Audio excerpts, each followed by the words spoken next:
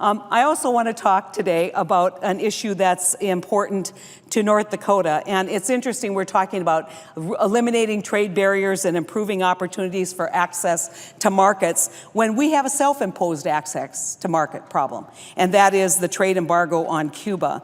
It's a barrier our government puts on our own farmers and ranchers, and it holds back their ability to export and hurts their bottom line. And of course, I'm talking about the U.S. embargo with Cuba, specifically our restrictions on private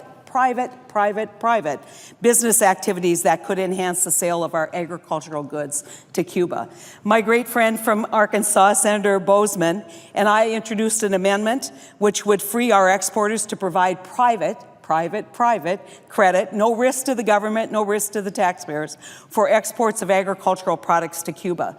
We had a hearing on this in the Agriculture Committee, and I will tell you it was the single issue raised by all of the experts on how we could, in fact, open up our markets to Cuba if we would allow private sponsored credit for these exports. And so this is a simple change to our regulation that will make our agricultural exporters more competitive against rice growers in Vietnam and corn growers in Brazil.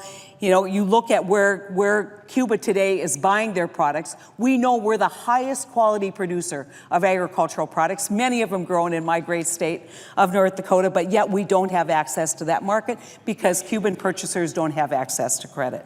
So unfortunately, under the current regulations, our government's erected a trade barrier.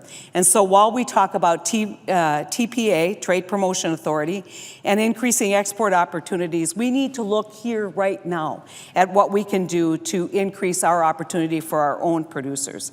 It takes no long, drawn-out negotiation and costs no money, and it just makes sense. And so I would urge my colleagues to join with me and Senator Boozman in this important effort to remove our self-imposed trade barriers on our agricultural producers and to allow a private investment and sponsorship of the purchase of agricultural products in Cuba.